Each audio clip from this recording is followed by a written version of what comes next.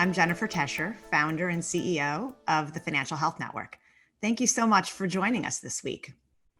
I want to take a moment to thank Laura and her entire team for their incredible creativity and hard work to put this event together. We really all applaud you. While each day of Emerge Live is focused on a separate theme, financial health really lies at the intersection of those themes.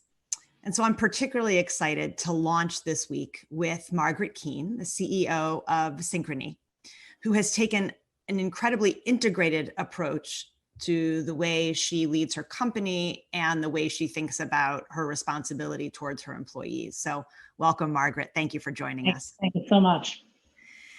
So you're the chief executive of a Fortune 200 company with more than 16,000 employees. And I know that before the events of the last several months, you have long had strong convictions about investing in your employees and creating a supportive culture. I'm really excited to talk about those things with you today. But first, let me ask, it's been, an emotional few weeks since the killing of George Floyd and the uprising over systemic racism. And it's been an incredibly challenging few months with a public health crisis like we haven't seen in over 100 years. As a leader, what are your immediate priorities regarding your employees? As you, went to sleep last night and woke up this morning, what's really top of mind for you? Well, it's interesting. What was on my mind is the increase of cases in some of the places where we actually have employees. So Arizona, we have a big call center. Florida, we have a big call center. And those states are actually really increasing. We also have staff over in India, which is also seeing a big increase. So continually worry about, the health, the safety of not only our employees, but their families as well. I think as the country's opening up, people are taking more chances, and we're seeing definitely a bit of a spike. So, that's a good reminder for us that the virus isn't over, because I think what's happened with the last couple of weeks where we've had just horrific news around racial inequity and what's happening in many of our cities, I think we've lost a little focus on the fact that the virus was still around. So hopefully we'll do the right things and get that in place. But my job is really to make sure we keep the employees healthy. Also, I'd say there's been an enormous increase in mental health requests. And we've really done a lot around that, as well as, helping some of our employees financially. How can we get them, because in many cases, maybe they didn't lose a job, but their spouse might have lost a job. Well, you've touched on a number of things that we're going to explore today. So let's get into it. As a company, you've clearly had to make a massive transition during the pandemic to allow your employees to work remotely. You have a really large call center staff in particular. What are some of the things that you've done to enable this transition and to have it go as seamless as it frankly has seemed to go for you? It did go pretty seamless, which is pretty amazing. I'm knocking. I think we were in the Northeast, right? Connecticut is our headquarters. And I think we actually started having very early conversations, particularly when New Rochelle actually popped. And we didn't know this at the time, but we made one big decision, which is we said, anyone who's taking public transportation should not come to work. So we did that in the New York area, Chicago, California, where people take public transportation. And it was a weird decision. Like, I felt like, are we picking on those people? What are we doing? And we also have an office in Seattle, which, as you know, Seattle shut down pretty fast. So, we were able to make that decision. Then I am involved in another board where I was watching very short-term decisions being made in this meeting. Like, literally, as I was sitting there, I left the meeting that night and I called my HR leader and said, look, we got to figure out how to start getting people to work from home.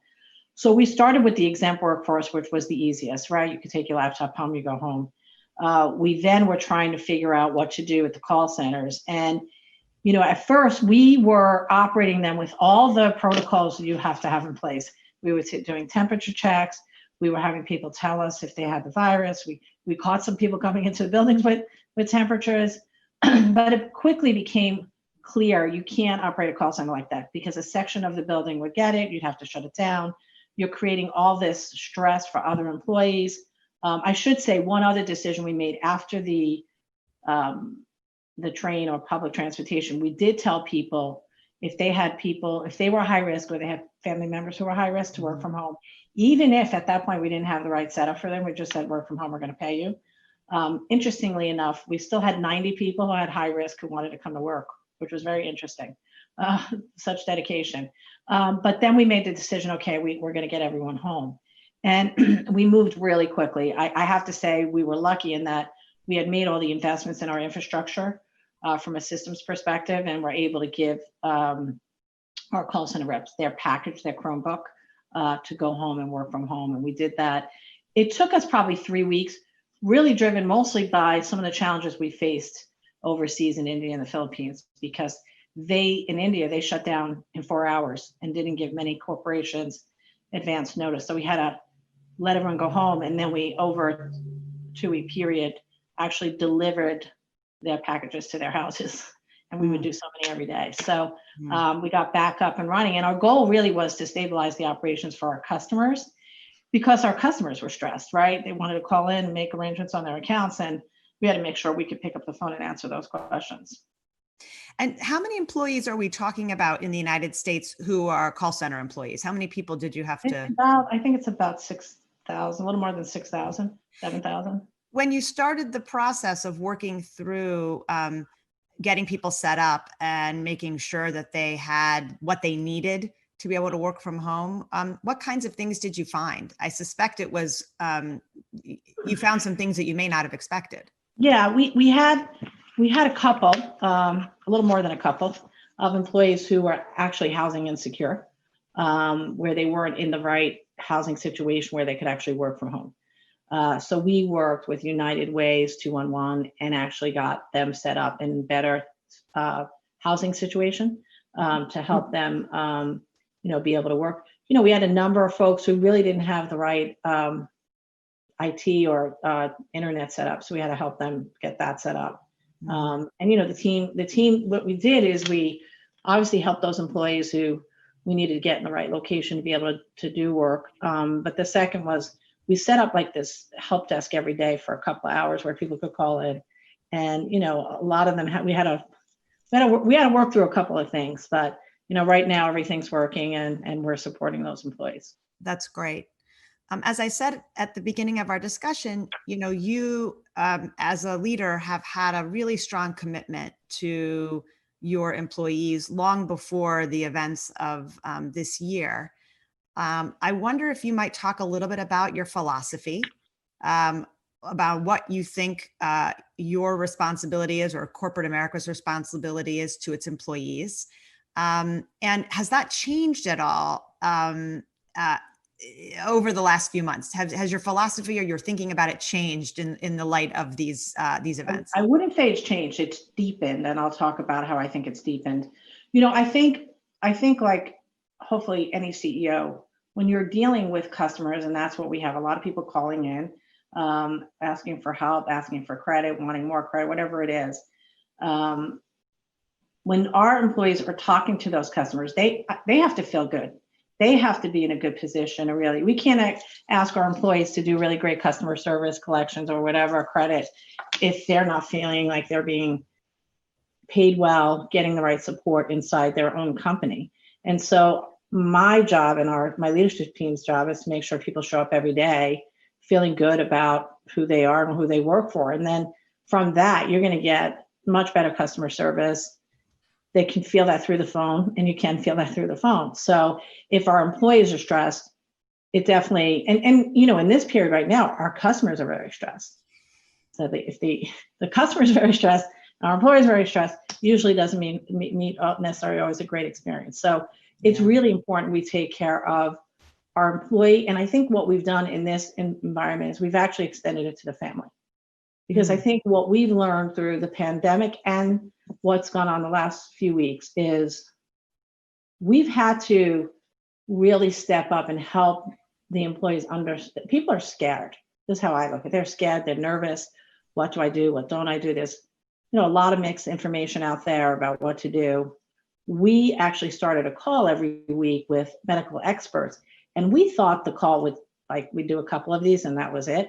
The calls are still going on. We get thousands of people on the calls, and in many cases, their families are listening to the calls as well. So there is a need for clear, concise information, and we've designed it in such a way that we're helping not only our family of employees, but their family, but even the kids. So we've done, how do you talk about the kids in a pandemic? We did a really great thing last week. We held 2 sessions last week around racism and social inequity. And we held one for parents, and then and it was really around how do you talk to your children.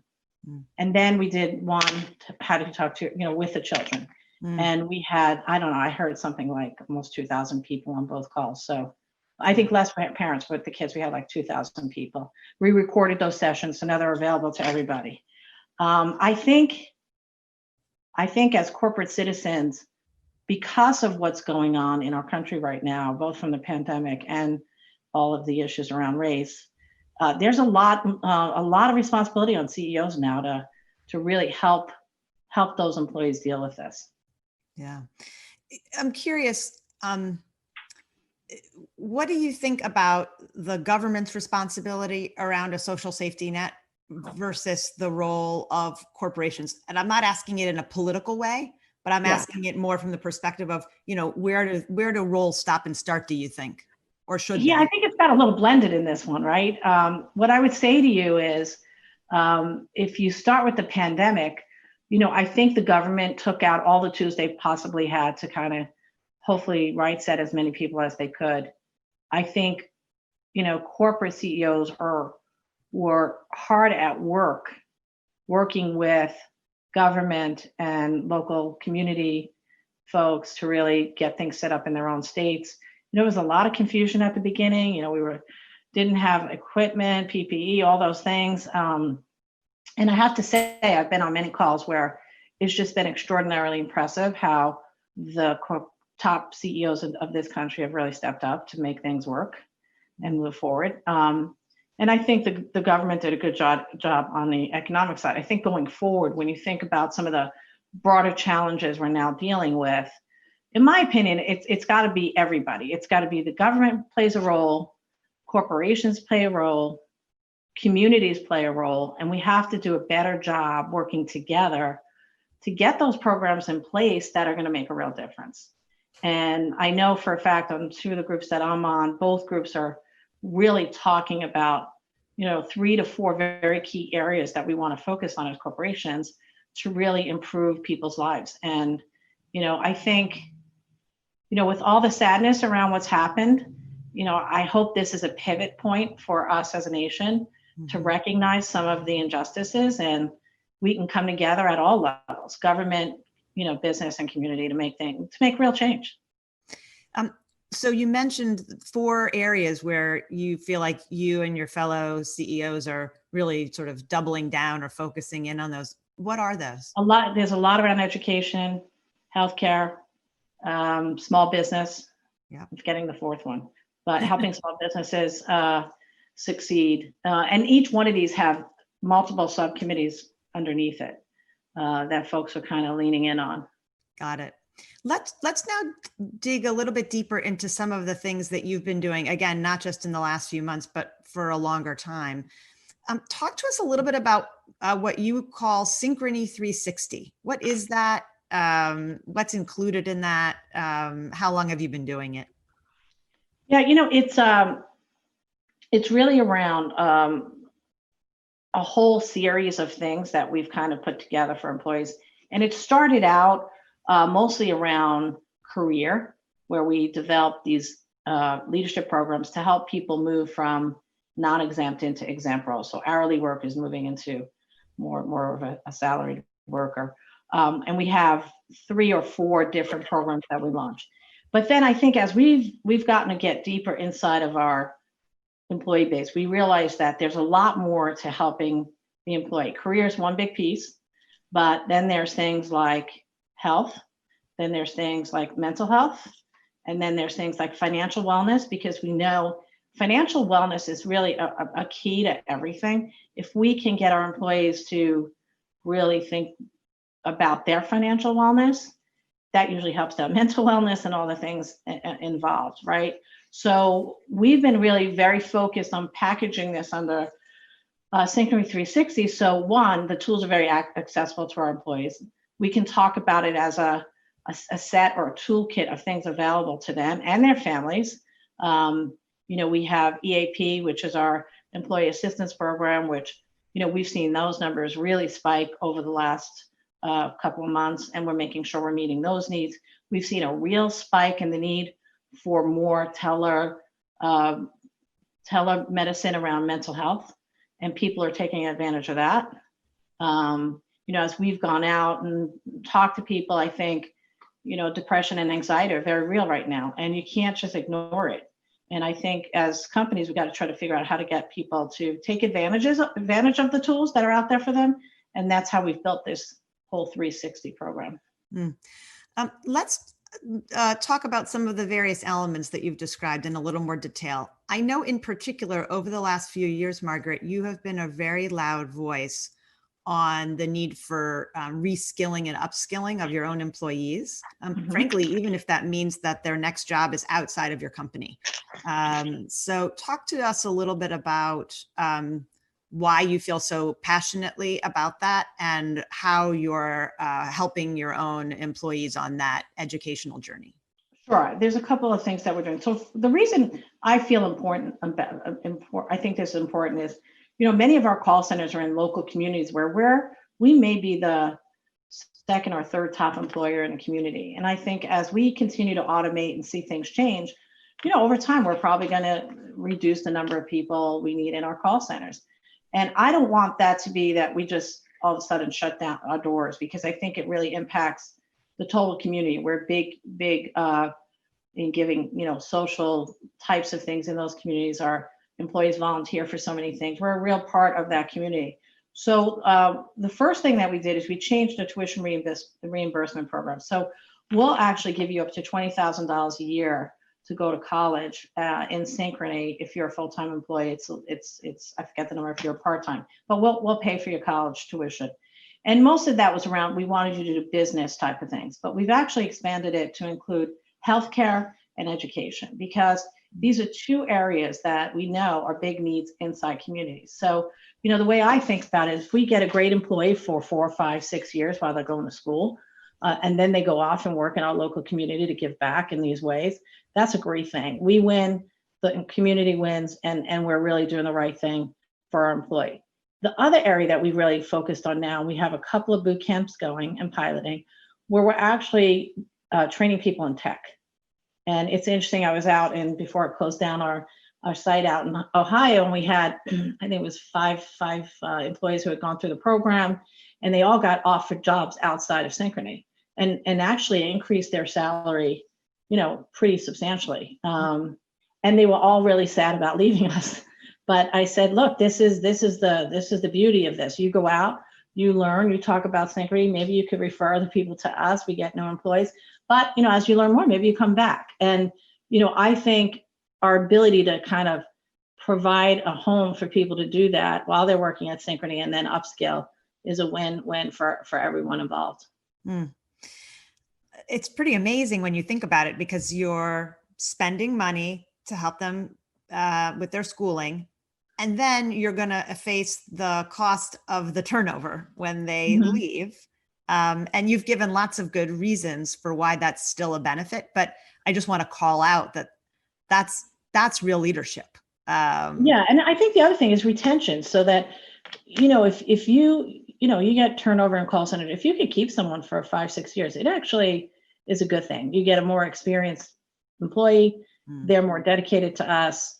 They're coming in every day doing their job. They're happy. I mean, there's benefits that maybe are a little less tangible to see, but I think it really makes the culture of the company, because people know that we're helping them, so they help us. Yeah. Let's talk about the other issue you discussed, employee financial wellness, which I couldn't have paid you to say it better. That really, it's at the core of everything. I tend to talk about it as putting on your own oxygen mask first. Yep. So you've also got Money 360, through your broader program. Talk a little bit about how you've been helping your employees with their financial health. Well, we've been doing a couple of things, and even when we knew people were going to be getting maybe some of the checks that were coming, we wanted to make sure they thought about how they use the money, and we actually did a little education for them. So we work with Fidelity, who handles a lot of our stuff. So we've done Fidelity financial education. We have webinars. We've actually just recently switched to do auto enroll in 401k because I think we've read and learned enough to know that that's an important element. We make sure we do financial education also in the communities that we serve around. Mm-hmm. So, our belief is we want to make sure they're looking at their own financial health as a critical part of who they are. Mm-hmm. And, we've done and continue to do different seminars and things at our sites, online classes, and really help the employees just think more broadly about their financial wellness. Okay. So we have a question actually from the audience that I think fits perfectly with what you just said. The question is, what are some of the ways that community organizations that provide financial education can connect with corporations to help get information and resources into the hands of employees? Maybe you can talk about that from your perspective. Yeah, we try to do everything across, and we want to be equal. So like we're all over the US plus outside the US, and we have to make sure that when we offer something, we can do it to everyone. It's not just one-sided. I would say probably the best way to make that connection is through the HR leaders of the company, because they're usually the ones who are setting up the benefit programs for the employees, and go from there would be my suggestion.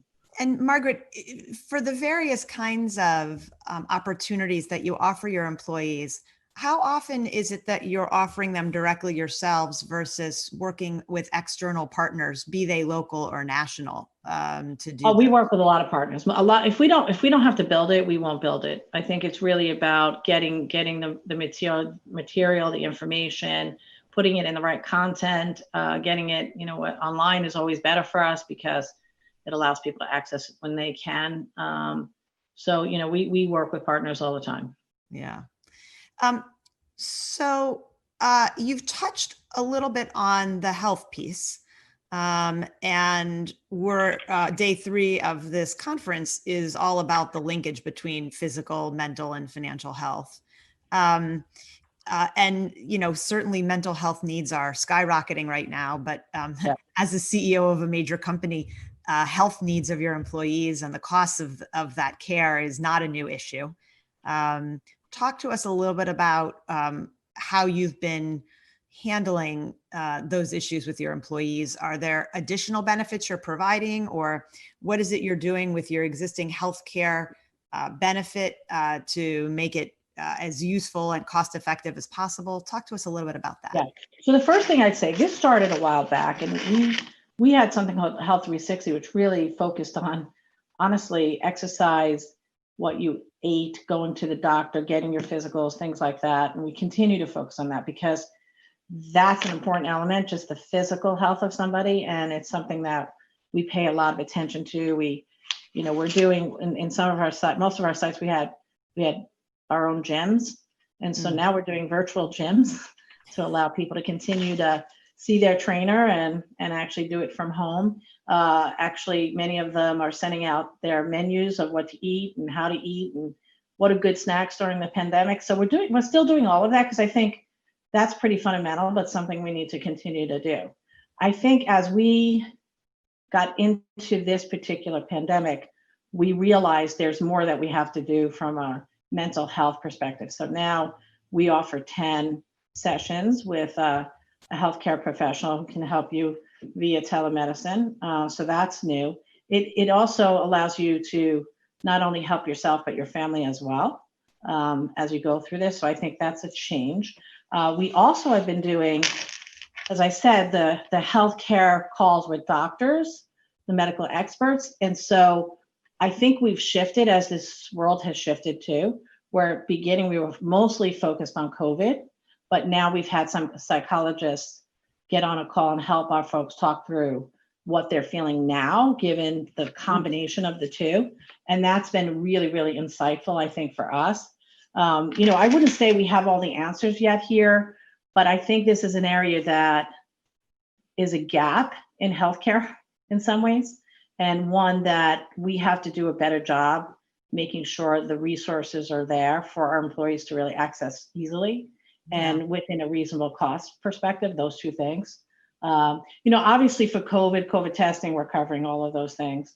Yeah. We've told people we won't count, COVID, if they get COVID against their time off. So that's been I think a positive, because particularly at the beginning of this, we really were afraid people were going to not want to take the days off.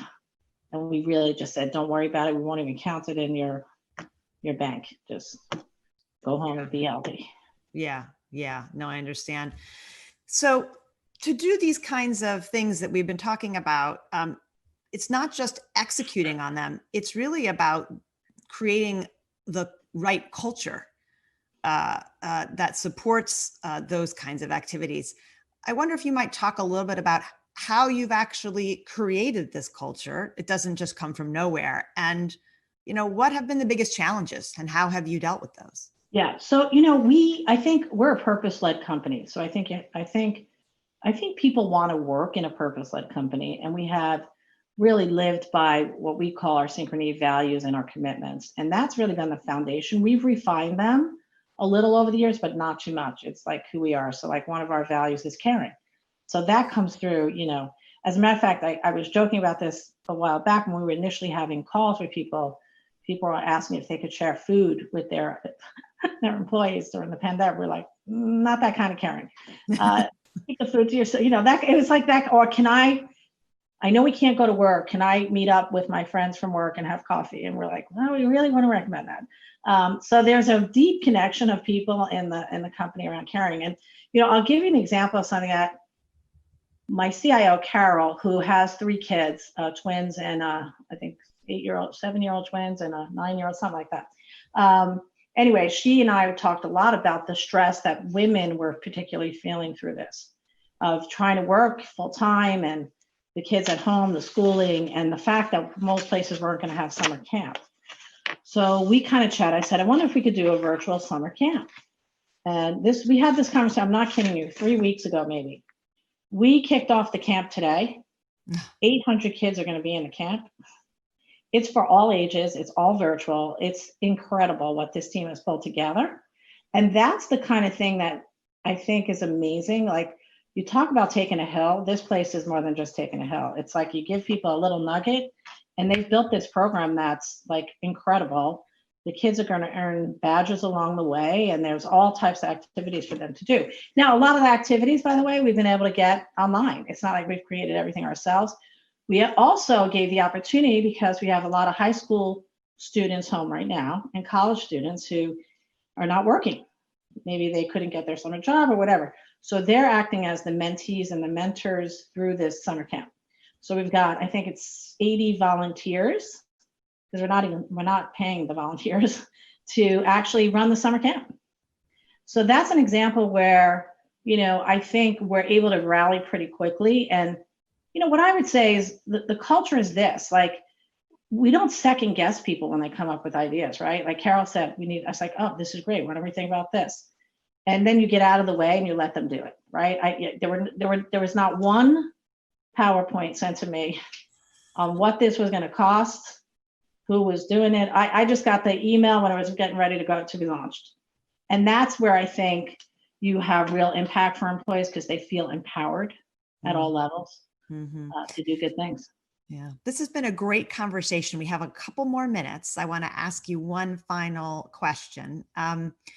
Last year, was it last year? I know I've lost track of time completely, but it was last fall that the Business Roundtable issued a new statement on the purpose of the corporation. And there's been a lot of renewed conversation about stakeholder capitalism. In fact, we met a couple of years ago at a stakeholder capitalism event. I'm curious, do you feel like it's real? Do you feel like your peers are following along? And what do you think we're going to see as it relates to the role of business and society in these next few years? Oh, I think it's shifted. It's definitely shifted. I think the CEOs are in the BRT want to do the right thing. Honestly, I think most people always want to do the right thing. I kind of come from it with that. I think it's a delicate balance. We're always trying to balance, our shareholders, our employee base, the communities that we serve. But I feel a fundamental shift in how people are thinking inside companies and the role that companies have to play in the greater good of who we are as a country and a nation. And I feel, totally, and I got to watch some of this as I was on some of these BRT calls, particularly through the pandemic, and the leadership that happened there was amazing. And, I think I would tell my team, because I just joined the BRT, so I'm new to it, that I felt really good as an American. That every time I got off the call, I would say, you know what, we have true people here trying to really fix a lot of things. And I think they're going to continue down that path of how do we have real impact to really make change that's needed inside to really balance out, the equality, the financial equality, and the like inside the company. Excellent. Margaret Keane, thank you so much for joining us today and helping us kick off Emerge Live. Thank you. Thanks for having me. Good luck with the rest of the meeting. Thank you.